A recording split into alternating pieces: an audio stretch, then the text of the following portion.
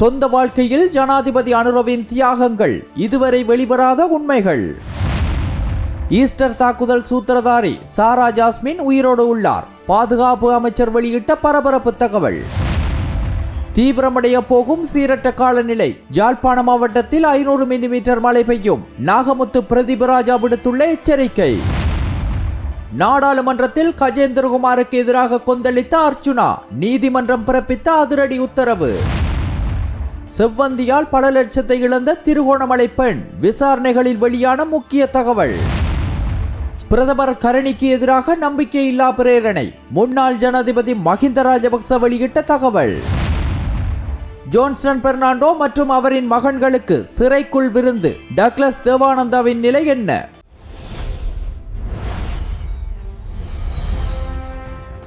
இலங்கை ஜனாதிபதி அனுரகுமார திசாநாயக்கவை இலங்கை வாழ் மூவின மக்களும் கடவுளாக கொண்டாடி வரும் நிலையில் அவரது சொந்த வாழ்க்கையில் இடம்பெற்ற சம்பவத்தை எதிர்க்கட்சிகள் பொய்யான தகவலை பரப்பி சேறு பூசி அவதூறு பரப்பி வருகின்றன. ஜனாதிபதி அனுரகுமார தனது சித்தியை திருமணம் செய்தவர் என எதிர்க்கட்சிகள் சேறு பூசும் நிலையில் ஜனாதிபதியின் சொந்த வாழ்க்கையின் தியாகமும் அர்ப்பணிப்பும் குறித்து தகவல்கள் வெளியாகியுள்ளது. ஜனாதிபதி அனுரகுமார சித்தியை திருமணம் செய்ததாக வெளியான தகவல் உண்மைக்கு புறம்பானது என்றும் மறைந்த தனது சகோதரனின் மனைவியை அவர் திருமணம் செய்துள்ளார். இது தொடர்பில் மேலும் தெரிய வருகையில், அனுரகுமாரவின் தாயாரின் தங்கை மகனும் அனுரகுமாரவின் தாயாரிடமே வளர்ந்து வந்துள்ளார். இருவரும் ஒரே வயதுடையவர்கள் என்பதுடன் இருவரும் சேர்ந்து அரசியலில் காலடி எடுத்து வைத்தனர். காலப்போக்கில் ஜனாதிபதி அனுரவின் சகோதரர் பெண் ஒருவரை காதலித்து திருமணம் செய்த நிலையில் அவர்களுக்கு குழந்தை ஒன்றும் பிறந்து இன்புற்று வாழ்ந்துள்ளனர். அக்காலத்தில் எதிர்க்கட்சிகள் ஜனாதிபதி அனுரவின் சகோதரரை சுட்டுக் கொன்று விட்டனர். இதனால் தம்பியின் மனைவியும் குழந்தையும் நிர்கதியாகியுள்ளனர். இதனையடுத்து தம்பியின் மனைவியையும் குழந்தையையும் தாமே ஏற்பது என முடிவு செய்த ஜனாதிபதி அனுரகுமார விதவை பெண்ணான தம்பியின் மனைவிக்கு வாழ்வு கொடுத்து சிறந்ததொரு அர்ப்பணிப்பை செய்துள்ளார். எனினும் எதிர்க்கட்சிகள் அதனை திரிவுபடுத்தி சித்தியை மணந்ததாக பொய்யான தகவலை பரப்பி ஜனாதிபதி அனுரகுமார மீது சேறு பூசி அவதூறு பரப்பி வருகின்றமை வேதனைக்குரியதாகும். 2019ஆம் ஆண்டு ஈஸ்டர் தாக்குதலுடன் தொடர்பு பட்டதாக கூறப்படும் சாரா ஜாஸ்மின் உயிரிழக்கவில்லை என்பது விசாரணைகளின் உறுதியாகியுள்ளதாக பொது பாதுகாப்பு அமைச்சர் ஆனந்த விஜயபால தெரிவித்தார். நேற்று நாடாளுமன்றத்தில் உரையாற்றிய போதே அவர் இதனை வெளிப்படுத்தினார். சாரா ஜாஸ்மின் தற்போது இந்தியாவில் இருப்பதற்கான எந்த உறுதியான தகவலும் இல்லை என்றும் அமைச்சர் குறிப்பிட்டார். தேவை ஏற்பட்டால் அவரை கைது செய்வதற்கான பிடிவாரந்தை பெற்றுக்கொள்ள அரசாங்கம் நடவடிக்கை எடுக்கும் என்றும் அவர் தெரிவித்தார். ஈஸ்டர் தாக்குதல்கள் தொடர்பான விசாரணைகள் தொடர்ச்சியாக முன்னெடுக்கப்பட்டு வருவதாகவும் இதுவரை சேகரிக்கப்பட்ட ஆதாரங்களின் அடிப்படையில் சட்ட நடவடிக்கைகள் ஆரம்பிக்கப்பட்டுள்ளதாகவும் அமைச்சர் கூறினார். மேலும் தாக்குதல்களின் பின்னணியில் சதி அம்சங்கள் உள்ளனவா என்பதை புதிய அரசாங்கம் ஆழமாக ஆய்வு செய்து வருவதாகவும் விசாரணைகள் தீவிரமான முறையில் நடைபெற்று வருவதாகவும் அவர் சுட்டிக்காட்டினார். நடந்து கொண்டிருக்கும் விசாரணைகளுக்கு பாதிப்பு ஏற்படக்கூடிய காரணத்தால் சில தகவல்களை நாடாளுமன்றத்தில் வெளியிட முடியாது என்று அமைச்சர் ஆனந்த விஜயபால வலியுறுத்தினார். இலங்கைக்கு தென்கிழக்காக வங்காள விரிகுடாவில் காணப்பட்ட காற்றழுத்த தாழ்வு மண்டலம் தற்போது ஆழ்ந்த காற்றழுத்த தாழ்வு மண்டலமாக மாற்றமடைந்துள்ளதாக யாழ்ப்பாண பல்கலைக்கழகத்தின் சிரேஷ்ட விரிவுரையாளர் நாகமுத்து பிரதீபராஜா எச்சரிக்கை விடுத்துள்ளார். இந்த தாழ்வு மண்டலம் தொடர்ந்து வலுப்பெற்று வருவதுடன் வடமேற்கு திசையை நோக்கி நகர்ந்து கொண்டிருக்கிறது. இதன் தாக்கத்தால் மணிக்கு 60 கிலோமீட்டர் வேகத்தில் காற்று வீசும் சாத்தியம் உள்ளதாக தெரிவித்தார். ஆழ்ந்த காற்றழுத்த தாழ்வு மண்டலம் என்பது புயல் உருவாகும் முன்னிலையாக கருதப்படுவதால் அடுத்த கட்டமாக இது மேலும் தீவிரமடையும் வாய்ப்பு அதிகம் என எதிர்பார்க்கப்படுகிறது. தற்போது தாழ்வு மண்டலத்தின் மைய பகுதியில் சுழற்சி சக்தி அதிகரித்து வருவதால் வானிலை நிலைமை மேலும் மோசமடையக்கூடும் என எச்சரிக்கப்படுகிறது. இதன் தாக்கமாக கிழக்கு, ஊவா, மத்திய, வடமத்திய மற்றும் தென் மாகாணங்களில் பெய்து வரும் மழை நாளை முதல் மேலும் அதிகரித்து பரவலாகவும் தீவிரமாகவும் பெய்யும் என எதிர்பார்க்கப்படுகிறது. இதேபோல் வடக்கு மாகாணத்தின் சில பகுதிகளுக்கு மட்டுப்பட்டிருந்த மழை நாளை முதல் பல பகுதிகளுக்கு விரிவடைந்து பலத்த மழையாக மாறக்கூடும். யாழ்ப்பாண மாவட்டத்தில் 500 மில்லிமீட்டருக்கும் அதிகமான கனமழை பெய்யக்கூடும் என மேலும் குறிப்பிட்ட அவர், காற்றின் வேகம் படிப்படியாக அதிகரிக்கும் வாய்ப்பு உள்ளதால் பொதுமக்கள் மிகுந்த அவதானத்துடன் செயற்பட வேண்டும் என அறிவுறுத்தப்பட்டுள்ளது. மேலும் இந்த அதிதீவிர வானிலை நிலைமையை கருத்தில் கொண்டு சம்பந்தப்பட்ட அரசு அதிகாரிகள் முன்னெச்சரிக்கை நடவடிக்கைகளை உடனடியாக மேற்கொள்வது அவசியம் என வலியுறுத்தப்பட்டுள்ளது.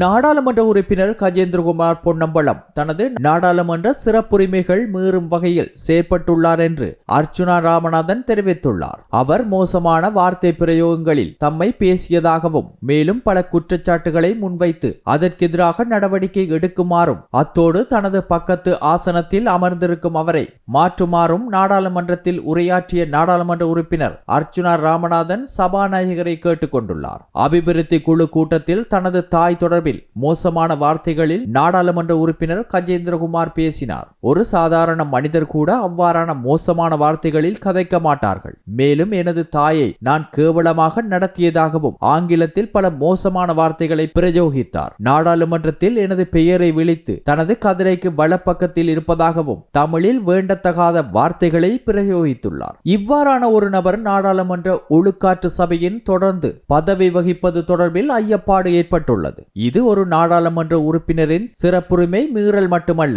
ஒட்டுமொத்த தமிழ் மக்களின் கலாச்சாரம் தொடர்பானதாகும். அதனால் எனது கதிரையின் வலப்பக்கத்தில் இருக்கும் நாடாளுமன்ற உறுப்பினர் கஜேந்திரகுமார் பொன்னம்பலத்தை வேறு இடத்திற்கு மாற்றவும். அவர் தொடர்ந்து எனதருகில் இருப்பதால் ஏற்படும் பிரச்சனைகளுக்கு எனக்கு பொறுப்பு கூற முடியாது. இவ்வாறான ஒழுக்கமற்ற பண்பற்ற ஒரு நபர் நாடாளுமன்ற சிறப்புரிமை குழுவில் இருக்க முடியாது என்று அன்புடன் கேட்டுக்கொள்கிறேன் என்று குறிப்பிட்டிருந்தார். இதேவேளை யாழ்ப்பாணம் போதனா வைத்தியசாலை பணிப்பாளரை பொதுவெளியில் அவதூறு விமர்சிப்பதை தடை செய்யும் இடைக்கால உத்தரவை நாடாளுமன்ற உறுப்பினர் அர்ச்சுனா ராமநாதனுக்கு எதிராக யாழ்ப்பாண நீதவான் நீதிமன்றம் பிறப்பித்துள்ளது. பணிப்பாளரின் முன் அனுமதியின்றி அவரது அலுவலகத்திற்கு சென்று அவதூறு ஏற்படுத்தும் வகையில் சொற்களை பயன்படுத்தியதாகவும் அதிகாரப்பூர்வ கடமைகளுக்கு இடையூறு விளைவித்ததாகவும் கூறி யாழ் போதனா வைத்தியசாலை பணிப்பாளர் முன்னதாக நீதிமன்றத்தில் வழக்கு தொடர்ந்திருந்தார். இந்த வழக்கு நேற்று முன்தினம் செவ்வாய்க்கிழமை விசாரணைக்கு எடுத்துக் கொள்ளப்பட்ட போது வழக்காளி சார்பில் சட்டத்தரணி கலாநிதி குமார வடிவேலு குருபரனும் எதிராளி சார்பில் சட்டத்தரணி கௌசல்யாவும் முன்னிலையாகினர். இரு தரப்பினரிடையிலான இணக்கப்பாட்டின் அடிப்படையில் வழக்கு முடிவுக்கு வரும் வரை யாழ் போதனா வைத்தியசாலை பணிப்பாளரை பொதுவெளியில் அவதூறாக பேசுவதற்கு நாடாளுமன்ற உறுப்பினர் அர்ச்சுனா ராமநாதனுக்கு இடைக்கால தடை உத்தரவு விதிக்கப்பட்டுள்ளது. கனேமுள்ள சஞ்சீவ் கொலை வழக்கின் பிரதான சந்தேக நபரான இசாரா செவ்வந்தியின் பெயரை பயன்படுத்தி தொலைபேசி மூலமாக அச்சுறுத்தி பண மோசடி செய்த கும்பல் தொடர்பில் திருகோணமலை உப்புவழி போலீஸ் நிலையத்தில் முறைப்பாடு பதிவு செய்யப்பட்டுள்ளது. திருகோணமலை அன்புவழிபுரத்தைச் சேர்ந்த பெண் ஒருவருக்கு தங்களை வங்கி ஊழியர்கள் மற்றும் போலீஸ் புலனாய்வு அதிகாரிகள் என அறிமுகப்படுத்திய மர்ம நபர்கள் தொலைபேசி மூலம் தொடர்பு கொண்டு அவருடைய அடையாள அட்டையை பயன்படுத்தி சட்டவிரோதமாக கடன் பெற்றுள்ளதாக கூறி அச்சுறுத்தியுள்ளனர். மேலும் பாதாள உலக கும்பலுடன் தொடர்பு இருப்பதாக கூறி கைது நடவடிக்கை எடுக்கப்படும் என பயமுறுத்தியுள்ளனர். சுமார் 1.5 மணி நேரத்துக்கு மேலாக அழைப்பை துண்டிக்க விடாமல் யாரிடமும் கூறினால் உயிருக்கு ஆபத்து எனவும் எச்சரித்துள்ளனர். இதனால் அச்சமடைந்த பெண் தனியார் நிதி நிறுவனத்தில் நகைகளை அடகு வைத்து அவர்கள் வழங்கிய மக்கள் வங்கி கணக்கிற்கு 1 லட்சம் ரூபாயை செலுத்தியுள்ளார். பின்னர் கணவருடன் ஆலோசித்த போதுதான் மோசடி நடந்தது தெரிய வந்துள்ளது. சந்தேக நபர்கள் இன்ஸ்பெக்டர் மற்றும் உதவி போலீஸ் அத்தியட்சகர் பெயர்களை பயன்படுத்தி பேசியதாகவும் தெரிவிக்கப்பட்டுள்ளது. இந்த சம்பவம் தொடர்பில் வங்கி கணக்கு விவரங்கள் மற்றும் தொடர்புடைய தொலைபேசி இலக்கங்களுடன் உப்புவெளி போலீசில் முறைப்பாடு அளிக்கப்பட்டுள்ளதுடன் குறித்த கணக்கில் தினமும் லட்சக்கணக்கில் பண பரிவர்த்தனை நடைபெறுவதாகவும் ஆரம்ப விசாரணைகளில் தெரிய வந்துள்ளது. மேலதிக விசாரணைகளை போலீசார் மேற்கொண்டு வருகின்றனர். கல்வி அமைச்சர் ஹரணி அமரசூரியவுக்கு எதிராக கொண்டுவரப்பட்ட நம்பிக்கையில்லா பிரேரணையில் எதிர்க்கட்சி தலைவர் சஜித் பிரேமதாசா உள்ளிட்ட முக்கிய எதிர்க்கட்சி தலைவர்கள் கையெழுத்திட்டுள்ளனர். நேற்று பாராளுமன்ற வளாகத்தில் அமைந்துள்ள எதிர்க்கட்சி தலைவர் அலுவலகத்தில் இந்த நம்பிக்கையில்லா பிரேரணையில் கையெழுத்திடப்பட்டுள்ளதாக திலித் ஜேவீர உள்ளிட்ட பல எதிர்க்கட்சி உறுப்பினர்களும் இதில் இணைந்துள்ளனர். அரசாங்கம் முன்னெடுத்து வரும் கல்வி சீர்திருத்தங்களில் மாணவர்களின் மனநிலைக்கு பொருந்தாத அம்சங்கள்